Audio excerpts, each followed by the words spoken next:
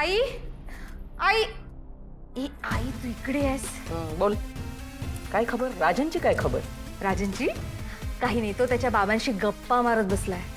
पण सगळ्यात महत्वाची गोष्ट सांगू, त्याला दारू चढली आहे. आपल्यासाठी ही एक अतिशय चांगली गोष्ट आहे. म्हणजे आपली बाजू जरा आता अशी स्ट्रॉंग होते. एक म्हणजे अनिकाने मला वरून खाली पडलं, त्यामुळे आता ती कमळीच्या गोटात आहे आणि कमळी तिच्या प्रेमात आहे. दुसरी गोष्ट, अनिका कमळीच्याच पोटात जाऊन तिला वाळवीसारखी पोखरती नुसती. ए आई, तिचं सोड ना.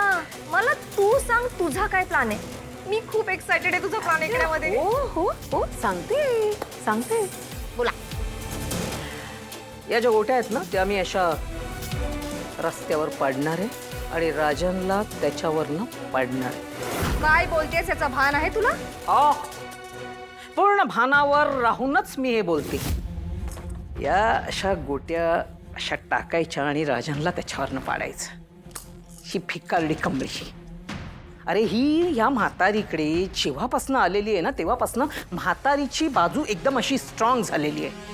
राजनचा जर का आपण अपघात केला तर काय होईल? त्याचे हात किंवा पाय तुटतील किंवा तो लुळापांगळा होऊन असा व्हीलचेअरवर बसलेला असेल.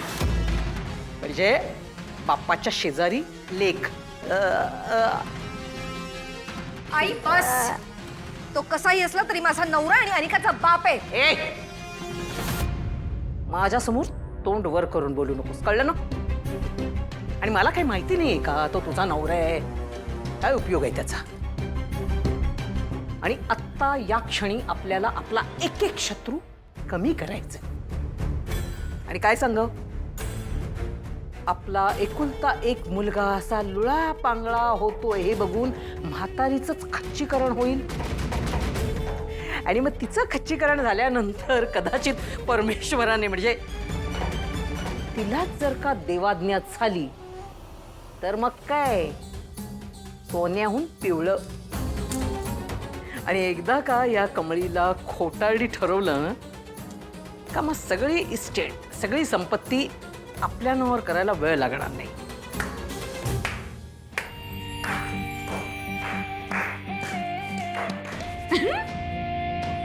वाव ग्रॅनी आजी, नाईस प्लॅन या. आणि मला पण ना व्हीलचेअरवर बसलेला डॅड चालणार आहे. अनिका, अगं काय बोलतीयस? काय रागिणी, या जगामध्ये पैसा असेल तर सब कुछ आहे. पैसा असेल तर तू कुठल्याही गोष्टी घेऊ शकतेस. फक्त पैसा महत्वाचा आहे. आता राहता राहिला तुझा नवरा.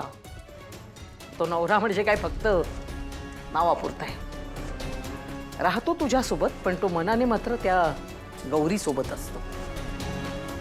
हो आई, पण कोणाला कळलं तर काय होईल याचा विचार केलायस?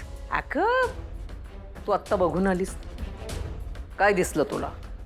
कसा होता तुझा नवरा? दारूच्या नशेत झिंगत होता, हो ना?